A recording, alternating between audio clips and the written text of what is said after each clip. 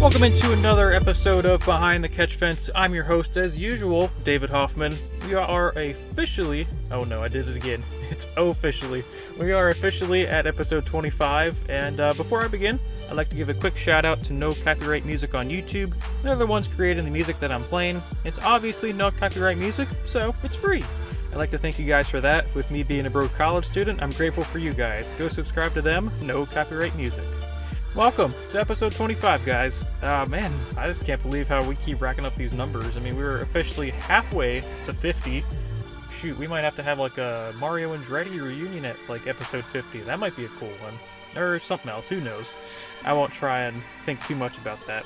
Anyway, if you haven't already, you should go check out our previous episodes, including episode 23, with the legendary 16-time NHRA Funny Car Champion John Force, and our official 2021 IndyCar preview with IndyCar Radio's Ryan Marine. With that, let's get right into today. On the show today, we have 2019 Indy 500 winner and 2016 IndyCar Champion Simon Pagenaud. The Team Penske driver burst onto the IndyCar scene with then Sam Schmidt Motorsports winning the inaugural Indy Grand Prix in 2014. Since then, the Frenchman has notched 15 IndyCar Series victories, along with a championship in 2016 and a stellar Indy 500 victory in 2019. Pagenaud has been a fan favorite since his emergence into the sport, and you can't deny that his neon yellow Menard Chevrolet is a thing of beauty. Well, that's enough chit-chat, let's get right into it, guys. So sit back, relax, grab your favorite snack. I prefer popcorn and ice cream, something like that. But anyways, enjoy this episode with Team Penske's Simon Pagenaud.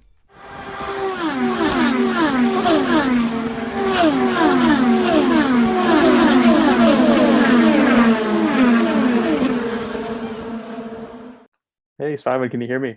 Good morning. Yes. How you doing? I'm good. How are you? Awesome. Thank you. I love all the helmets back there. That's perfect Thank setup. you. Yeah, it is. It's nice, right? It is a bunch. Oh yeah. How are you doing today? Awesome. Just resting before Sebring. I'm leaving tomorrow for the 12 hours. So yeah, it's been the last 2 days been about resting and working on the simulator a little bit, trying to find the extra little bit I'm going to need over the weekend. So it's feeling good. That's true. Obviously, you'll be running with Kamui Kobayashi and Jimmy Johnson. How do you think that'll go this weekend? Yeah, I think Kamui is a phenomenal driver, and obviously those cars are the cars that he usually drives. So he's very used to it. He doesn't know the track, so it's going to take him a little bit of adjustment. But he's a world-class driver. To win Le Mans, you can expect incredible things from him. So it's very exciting to be by his side. And obviously Jimmy keeps improving, keeps doing a great job. So I can't wait to see how it turns out at Sebring. But the test, he was very good and he loves the car. So it's we all enjoy it. And you were able to share the ride with Action Express at Daytona and with those two, and just with Jimmy more specifically, just how was that experience for, at least like from your point of view, just watching him be able to absorb things and learn from you guys?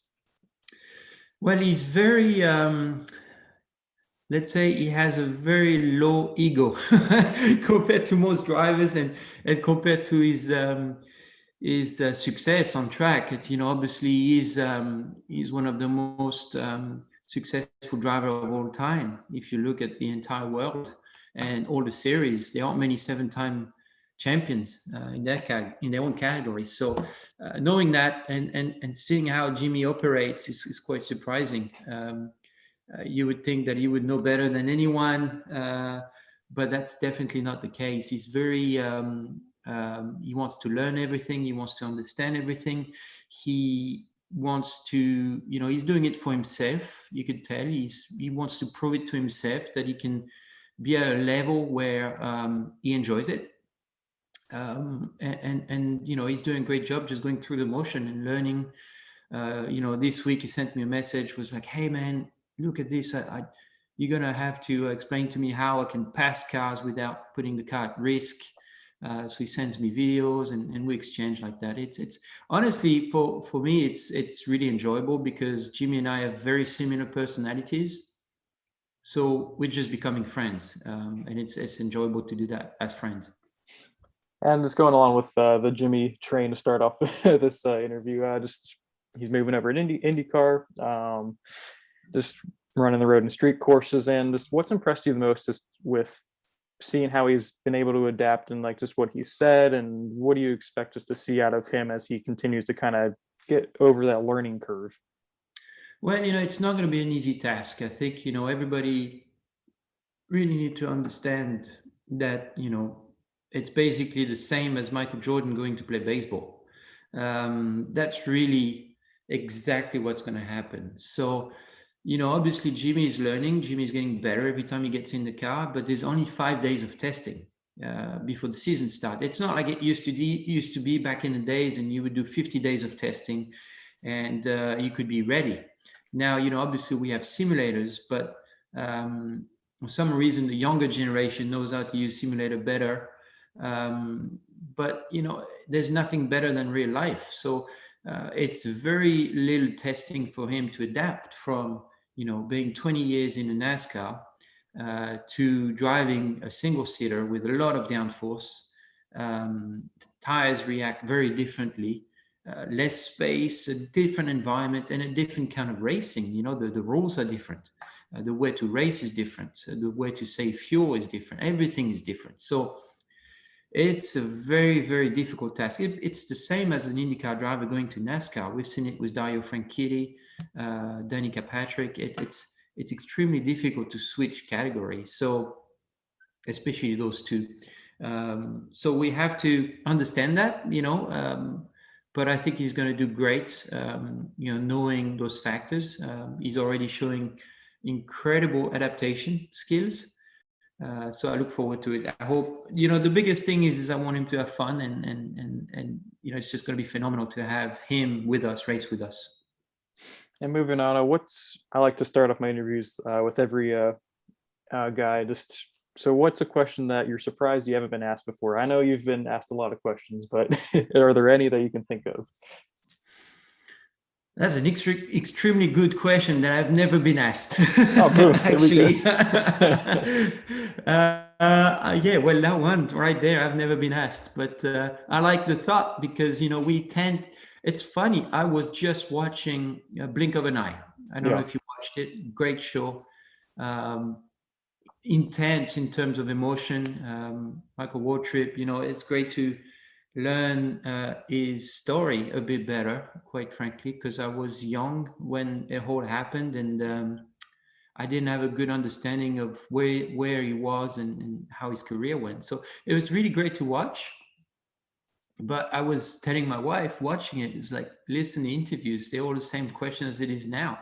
And sometimes it's very redundant, and we need to attract new fans. We need to attract a new crowd. We need to make it interesting. It's not going to be interesting if we keep asking the same questions. So I really like the thought. Unfortunately, I'm maybe not that creative, so I don't know if I know what I've not been asked, but it's a very good question, and that's definitely the direction we need to go to.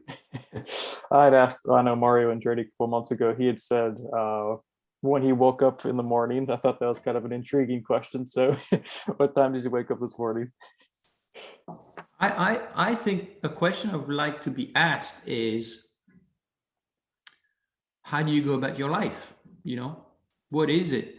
Is it a lot of my friends that don't spend much time with me on a daily basis will think that all I do is go to the racetrack, and that I can wake up at 11, watch TV.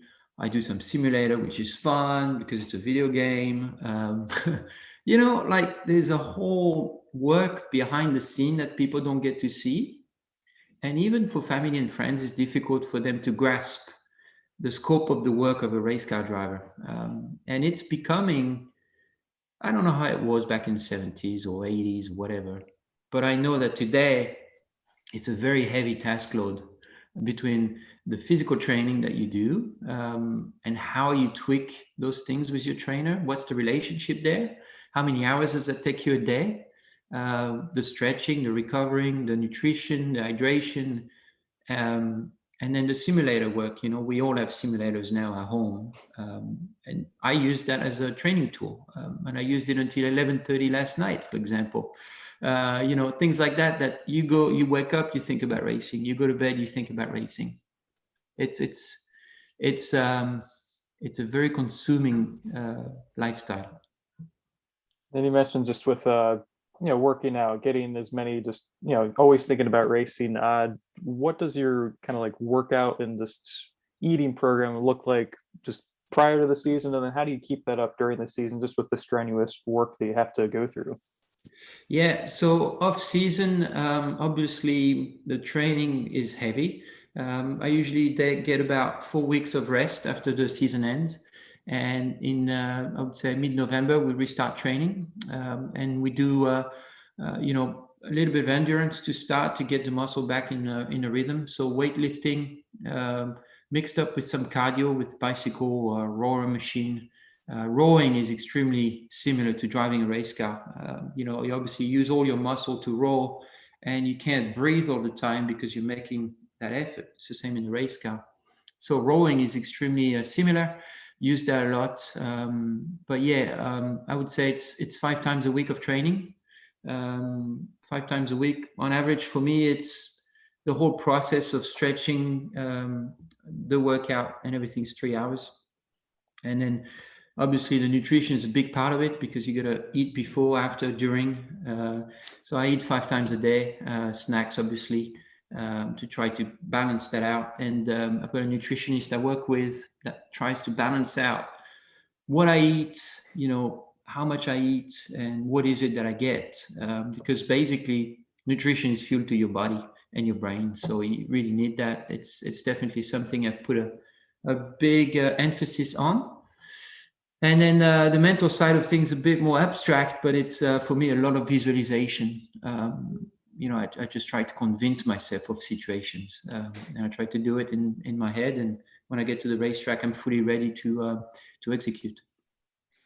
And you mentioned just with what I've always been fascinated by is what is the light thing where you have to do all that reaction time. I've always been intrigued just how that works, and like what like the process is with the light touching down. I don't know exactly what it's called, but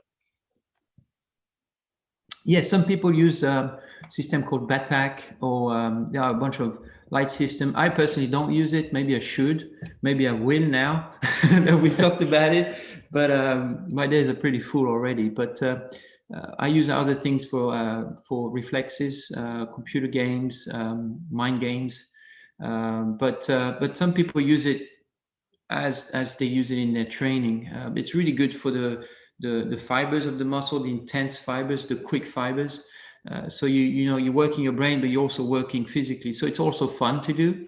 But the light, obviously, when you drive a race car, you get all these objects. It's an overload, sensory overload, right? And then you want to be able to treat the information with a single focus, because the brain can only treat one thing at a time. So it's a way to focus on the light and react quickly to it, and just connect this area of the brain. So it's a really interesting process. I've done it, I enjoyed it, but yeah, it's a lot of fun. I'm sure you've definitely been doing a lot, and as and going into this upcoming season, what are your expectations just for the season? And I know last season they had some highs and lows, but how do you kind of counteract that and get better to go forward to the season? Yeah, there's a sense of normalcy coming back, I would say. Obviously, I think the US has adapted really well to the COVID situation. Our team's done a great job at protecting everybody on board, and making sure that everybody's in good health, and that's been amazing. The IndyCar Series has also done a great job at protecting their fans and their drivers. We were sad not to have many fans at the racetrack last year, but that seems like it's going to go in a better direction with the vaccine now. So that's really nice to see that we're not confined at home or anything, and we can see what's about to happen. So I look forward to Barber, April 18. It's I can't wait. But yeah, it feels like it's possible to go to the race shop again. I can talk to my engineer and go there. I can see my crew, which last year was not the case. So I feel very energized, very motivated for this year. It feels like a restart, a restart of a whole decade. It usually feels like the years just keep on going. This one, it felt like 2020 was a stop, and then we go again. So I look forward to that. I'm very well prepared on every aspect. I've worked more than I've worked any other years. I worked into more details. Worked into more details on myself, on the race car, on the kind of races, and I feel ready. My engineer is also very ready. The crew is very motivated. The car looks beautiful. It's as yellow as it's ever been. So I look forward to it. And the team has done a great job preparing for the Indy 500. So as you know, that's my number one priority. So I look forward to the month of May. You mentioned the Indy 500, the whole month of May. Just what makes Indianapolis just so special, and to be able to what all goes into getting it right for those 500 miles? Well, it starts when the checkered flag flies. Really, it's the work that you do for the year coming up. That's really important for speed. At the speedway, we're talking about the speedway. It's you're reaching 245 miles an hour at the end of a straightaway. Anything that's not aligned well with the bodywork, anything with the aerodynamics that's not perfect is going to have an effect, and you might lose half a mile an hour, which is massive at the speedway. So the team has been working really, really hard at understanding why last year we weren't as competitive as a team, and try to understand how we were so competitive in 18 and 19 when we won both races.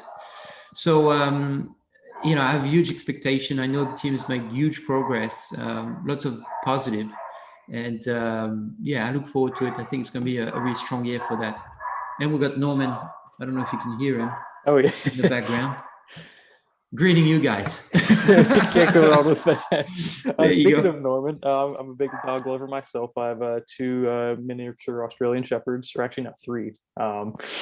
But nice. I have to ask, how is Norman doing? He's great. He slept with his grandma last night, which is very unusual. Didn't sleep with us. He's a great dog. He's just so much fun to have around.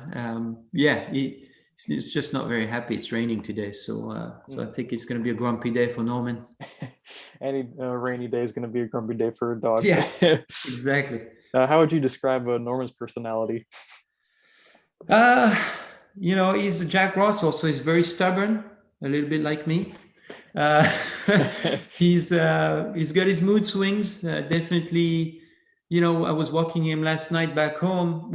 We always I walk him around just so he can get his energy, going. Jack Russell need to spend their energy, otherwise they get grumpy. And we come to this intersection, and he stops and he looks at me. And I'm walking back toward the house, and he stopped and he won't move. And he's looking at me the whole time. And I'm like, okay, man, let's go home. It's late. It was like 11 something. And he won't move until I would get back to him. Then he goes and cross the street and go on the other side. So, that's how he is. He basically walks me. He decides what we do, and I just have to be there for him. So, he's a great dog. I really love him. It's always cool to see him at the racetrack, and I'm sure that gets a lot of energy out too. And I'm sure he'll be happy to be back to the track more this year. I'm sure. You've got a lot of race fans that want to see him, so he needs to get back to the racetrack. I have to ask this. My fiance, she'd read an article is about your very specific coffee routine that you have in the mornings. She's been finished my 3rd one. She'll have to get on that more. But she's a big coffee drinker herself, and I was wondering, just what does your coffee routine look like in the morning? Well, I wake up. The first thing I do is I make a coffee for me and for Haley. That's the first thing I do. I take it black with 2 teaspoons of sugar because I'm a sweet guy.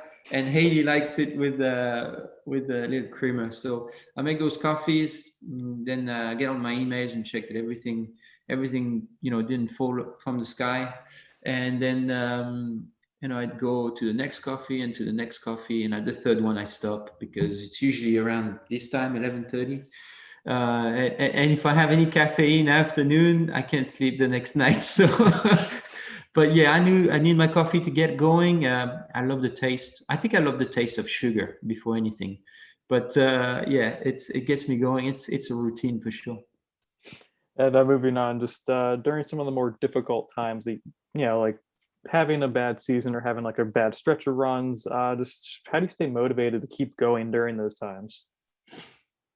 Well, I wouldn't say I've had terrible seasons. I mean, they are better and worse seasons, but if you look at my background in general, it's been pretty good. I've been very fortunate with a lot of wins and championships. So obviously, when you're at the top, like I have been, there will be years where it's not as easy and things don't go your way.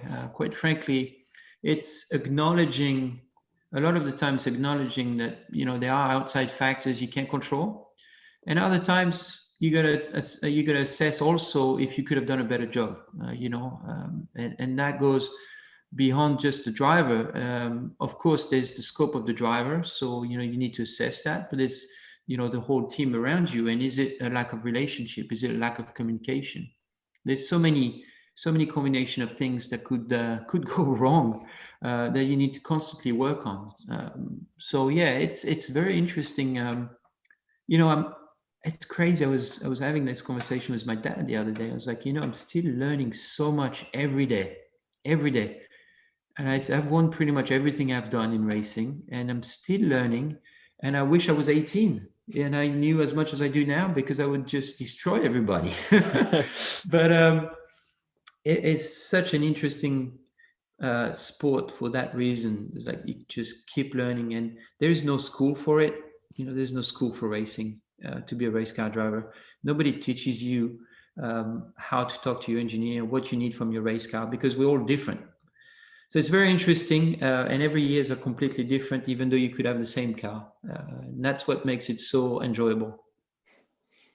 And I mean, obviously, it's probably a good thing you didn't know everything that you know now, because yeah, like you said, there probably wouldn't be any It would remorse. be nice. That would be nice. How do you like kind of bounce like ideas off like your teammates? How much do you kind of learn from them on a daily basis? Because a guy like a Will Power, or a New Garden, and now Scott McLaughlin, how do you kind of just bounce ideas off of each other, and how much do you do like with Well, that? it's a really interesting dynamic we have in the group. I think being four is really good. Um, any any pairing like that, when you have two and two, is really good. I think it just flows the information better. It also allows for two to be on one side, two to be on the other side. Different kind of desire from the race car. But what's interesting is obviously you have to pick the qualities and the weakness of each drivers. And willpower, for example, is probably the fastest over one lap of the group. Um, then you've got Newgarden, who's really strong in races. Then you've got Scott, who's brand new, fresh from supercar, so he's got a different experience, but extremely talented driver. That requires something very similar to what I like, for example, from a race car. And I'm very complete as a package, and I never crash. So consistency has been the key word for me in my career. So it's interesting to see the different balances between all three drivers. If you put all those three drivers together, it's the best driver of the paddock, and nobody else will be winning. But um, obviously, it's about understanding what's there, what they're good at. What they're not good at doesn't really matter because you can't use it. But what they're good at, it can teach you something. So you try to pick things out, understand how they work, what makes them strong in what area, and you try to become better. It's a constant daily chase to get better, and having teammates is massive for that. And just moving on to 2019 Indy 500, take us through just that Best entire. time. Yeah, for sure. It's gonna take us through that entire day and just leading up to it. I mean, I'm sure the nerves have to be a little bit up there, or I mean, I don't know. It could be like as even keel as any other race, but I'm sure it's kind of hard too. I tell you what, it was interesting 2019 because probably the less stressed out I have been going into Indy. Um, it was a good intensity. It wasn't too much. I wasn't stressed. I was not anxious. I was eager to go forward and lead the race and just finish it up, close the deal. That was my idea. I got into that meeting in the morning. We do a briefing with my 22 team before the race, and I got in there and I said, listen, I want to lead. I want to lead the most lap. I want to go out there and control the race. I said, I don't want to save fuel. I'm not going to save fuel. I'm just going to go. And the weather was threatening, so it was playing in my court. Um, and I would say the year before I was probably more stressed out when I got to the grid, and the year before that I know I was more stressed out. In 2012, my first year was horrible. So about to puke before you get on the grid because of the nerves. But remember, it's the fastest race in the world. It's the most important in the world to a driver that's competing in it. First of all, you're lucky to compete in that race. Sitting on the pole is an honor, like I was in 19. Winning it is the absolute gift you could get from the god of racing. So, it's the fans being there, obviously not last year, the fans being there make it such an electric event, such an energy field. It's phenomenal. It's you can't compare it to anything else I've ever experienced in racing. It's just it's an arena. It's a gladiator arena, and you're out there trying to survive and just try to destroy everybody else. It's incredible. It's such a great feeling when it works well. Such a bad feeling when it doesn't. And I know those final couple laps with Rossi in 2019 were fierce to say the least. How were you able to outlast him during that time? Because it seemed like it was kind of more back and forth for a while, but then you were able to power around him and keep that lead. Yeah, I think looking back, the strategy was interesting. I just wanted to be in the lead the whole race. I just wanted to control. I knew I had a fast car. We were fastest in practice, fastest in qualifying, fastest in the race, and I led most of the race. So when Rossi came back after the problems he had, I knew from practice he was going to be the threat. But when he came back, he was a big worry because he could follow me, he could pass me. He was the only one to be able to do that. Everybody else that passed me that race, I just let them by to save fuel when I was asked. But Rossi managed to figure out his car and set his car up. He's very good at the speedway. He's probably one of the best at the speedway right now. And he figured out a way. So he was my biggest threat. But when the crash happened, the team just asked me to let him buy to save fuel. So I let him buy. And the moment I let him buy, it goes yellow. So I was extremely upset with myself that I just let him buy and it went yellow and then red flag because I was like, man, I just lost control. So I just gathered my thought, and I thought the moment it goes green, I'm going to pass him, which I did. And he passed me back. And then it was just about calculating the number of laps. Where was he passing me? Where was he stronger? I obviously had the upper hand, but the more laps we were doing, the better he was getting, and he was improving quickly. So he got me worried for sure, but I was really focused on only going forward and being ahead. And that last move I had on the last lap was my last. It was my last bullet. I've been thinking about that move for many years. I visualized that moment many times. It was the combination, I would say, that I calculated the most and visualized the most as my number one, I would say. And it's incredible it happened, and I was very ready for it. So the finish was great. And just final question for me, just If you were trying to persuade fans, whether outside of motorsports, or let's say they just watch the NASCAR or IMSA, what would you tell them to persuade them to say, "Hey, you should come over and watch this"? That's a great question, David. Well, IndyCar is pure racing.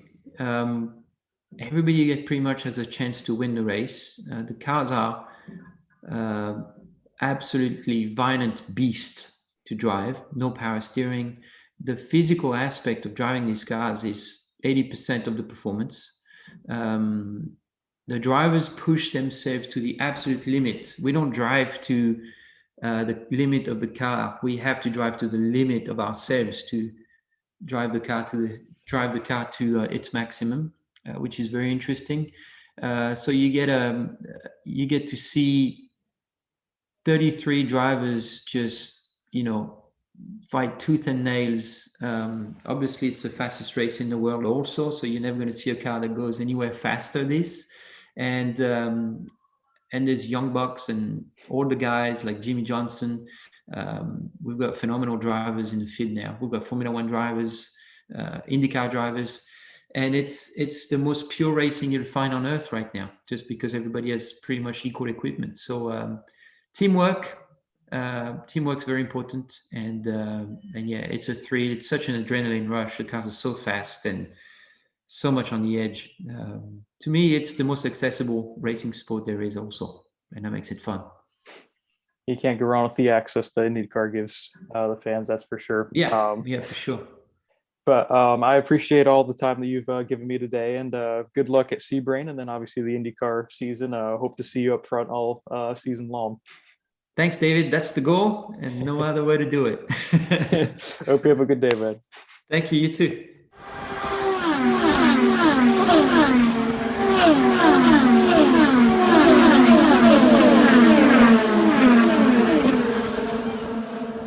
I hope you guys enjoyed this episode of Behind the Catch Fence with special guest Simon Pagenaud.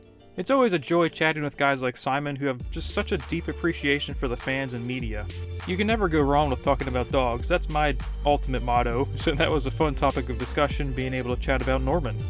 Simon Pagenaud has a lot of wins and championships coming his way in the future, and I wish him nothing but the best this season. I'd like to thank Team Penske's David Hovis for making this all possible. I'd also like to thank Simon once again for coming on to the podcast. We're just about out of time for today's episode. Look out for more interviews and content over the next couple weeks. Now, before I go, make sure to follow this podcast on Twitter and Instagram @BehindCatch. Thank you for listening. I'll catch you guys later.